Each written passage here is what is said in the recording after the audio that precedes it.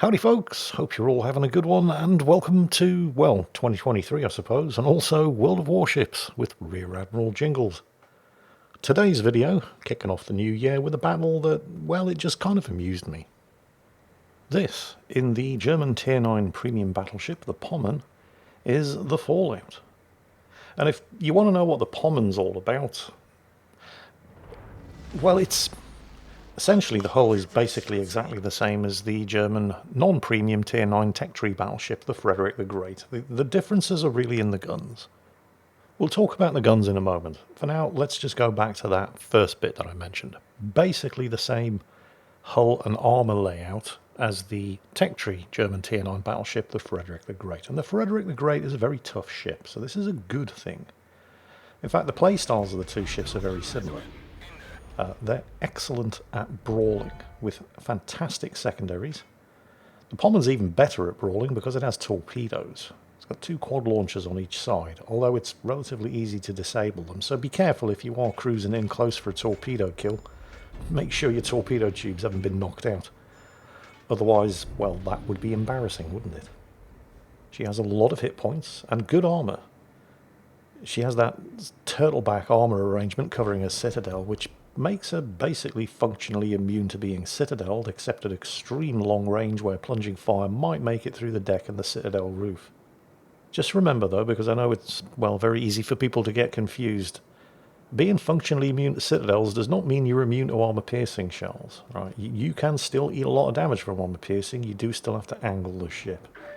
Unlike a lot of other battleships though, particularly the French and the Americans with their 32mm armor plating basically everywhere, the Pommern enjoys 50mm and in places up to 80mm of deck armour, which allows it to handle certainly cruiser and in some cases even battleship high explosive shells way better than her contemporaries. We'll come on to more about the ship in a moment. For now, there's some drama breaking out in the cap circle up here at Charlie. The enemy Fantask over there appears to be voluntarily getting into a fight with a friendly Mogador, which is, how can I put this? Let's say it's very brave of him. Yeah, that's the word we're going to use. Because the Fantask is the, well, it's a tier 8 version of the Mogador. It's got the same guns, it's just got less of them, and they don't fire as quickly, so that's a fight that the Fantask was never going to win. And in fact, the Mogador has, of course, won that fight. However, it did cost the Mogador a lot of health. Now, you would expect the Mogador to be quitting while he was ahead. But of course he isn't, because here comes one of those brand new all-singing, all-dancing Japanese light cruisers. And the Mogador is continuing to fight, which is, again, let's say it's very brave of him. Yeah, that's the word we're going to use. Ah, but Jingles, the Mogador's a French destroyer. It doesn't have a smoke screen. He has to keep fighting. No, he doesn't. He's in a Mogador. He's got a top speed of 43 knots, and that's before he even uses his engine boost. I can quite easily see a way of getting out of that fight that doesn't involve going up against a light cruiser that has 33,000 more health than you do. At the same time, though, while the Mogador is definitely making some very questionable decisions here, that Japanese cruiser isn't exactly covering himself in glory either. I mean, you have to assume that the submarine over there, the U-190, has pinged him, so he will know that there's a submarine in this cap circle. He clearly knows that there's a Mogador. And now he also knows, if he didn't already, because he's getting shot at by them, a Helena and a Pommern. And, yeah. Surprisingly, the Mogador actually survived that fight, on 56 hit points. A fight that he didn't need to get into. And remember, this is a French destroyer that doesn't have a smoke screen. Also, unlike some high-tier destroyers, it doesn't get a damage repair party, so no smoke, no heal, 56 hit points. Yeah, good luck with the rest of the battle. I mean, I'm not saying it's going to be impossible, but he's going to be hiding behind an awful lot of islands and being very careful about who he chooses to shoot at. Like I said, not impossible, but he's just robbed himself of basically all of his options for the rest of this game. Ah, he's in a destroyer, maybe he can sneak some cap circles. Well, 2 things. First of all, no smoke screen, 9km stealth, so good luck with that. Also, have a look at the state of the cap circles. The team have taken Charlie, they're in the process of flipping Bravo, and they're contesting Alpha, which is at the other end of the map anyway, so... yeah, like I said, he's just completely robbed himself of all of his options for the remainder of this battle. Maybe he can spot things, and hope that he doesn't get outspotted, because he will, by any surviving enemy destroyers or something. The enemy team have just claimed their first kill. The Duke of York's gone down. Duke of York was responsible for the other enemy destroyer kill. Meanwhile, having basically crushed all opposition up here at Cap Circle Charlie, I mean, seriously, I don't know what that Japanese cruiser was thinking. If there was just him and the Fantask suicided in the first 2 minutes of the battle, I've no idea why the cruiser thought he was going to do any better by charging in alone and unsupported.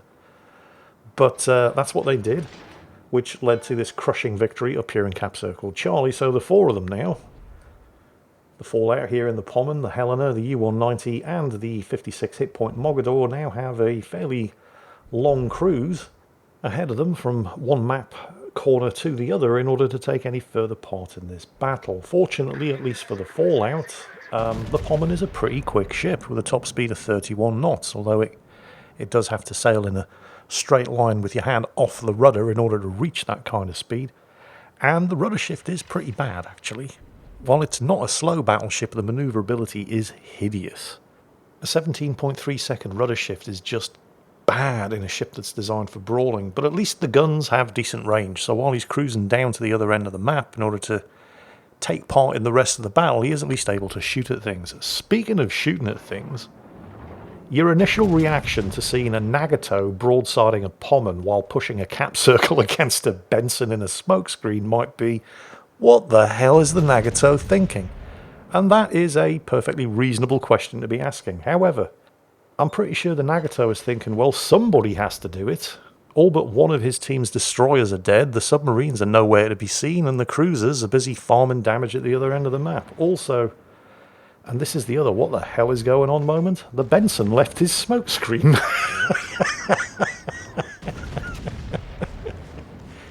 He had a guaranteed kill if he just stayed inside the smoke. No, hold my beer. Anyway, the Nagato's down. Not entirely sure what was going on there. Sudden and fatal rush of shit to the brain. The third such sudden and fatal rush of shit to the brain in this match from the Benson. The Nagato, of course, didn't survive, so the Fallout has managed to successfully, with, despite the Benson's efforts, the Fallout has managed to successfully defend that cap circle.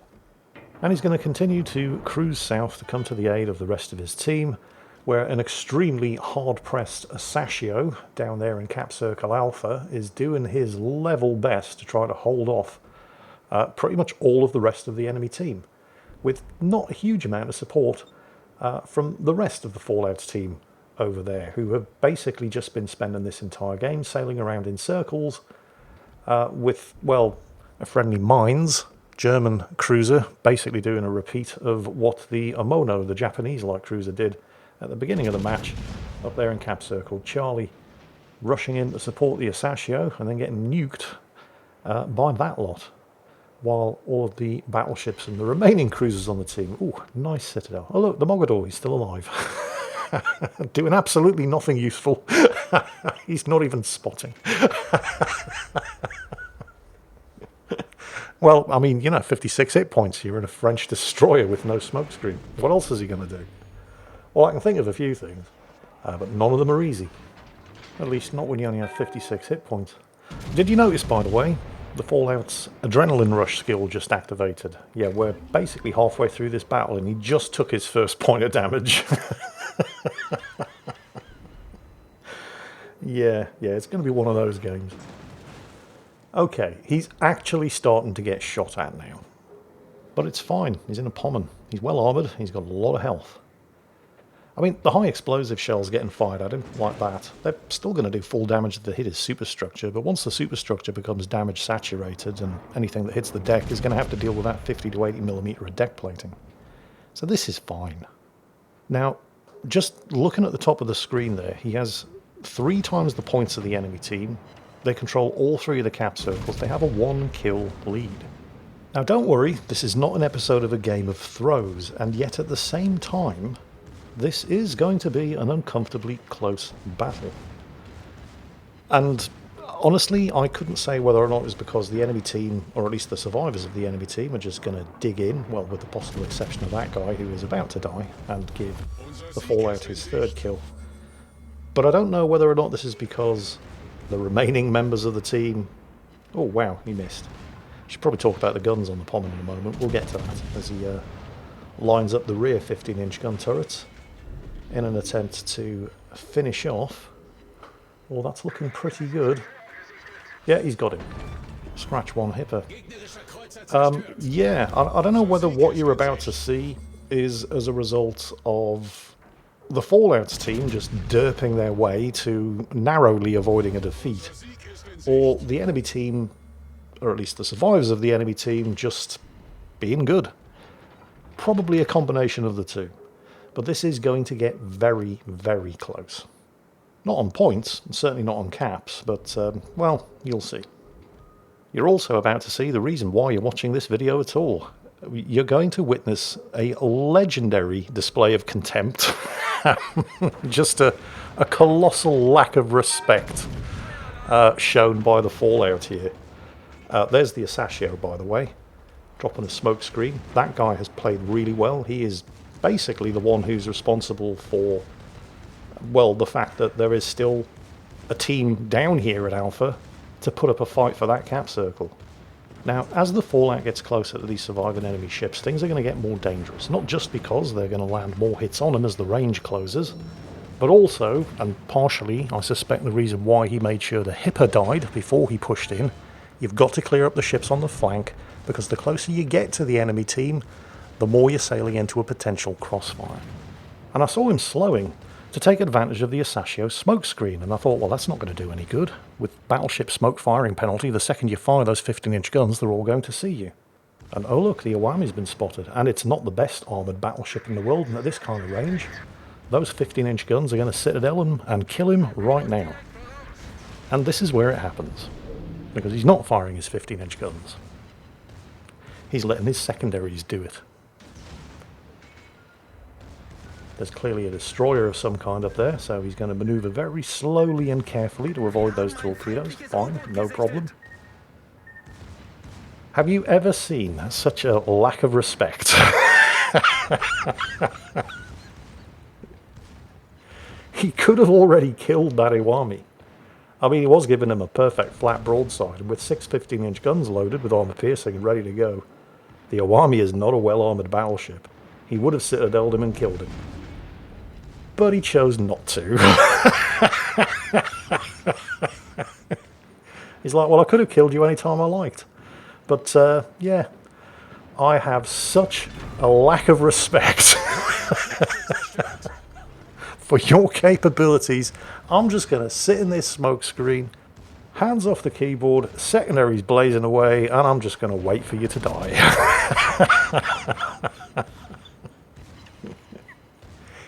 He actually did that, and I thought that was hilarious. However, while the team are 700 points up, and they're the only team to actually hold any of the cap circles, this is where it could have easily gone either way, because both teams are now down to 3 ships. And here comes the Gneisenau. Now, I know what you're thinking, but even at this range, a Gneisenau can't miss. And it has the same caliber guns as the Pommern, it just has less of them. The Gneisenau's already missed with its first salvo of torpedoes from its starboard side, and he's clearly coming in with the torpedoes from the port side, except they just got disabled. But he pops his damage control, gets them away again, and how do you fuck that up?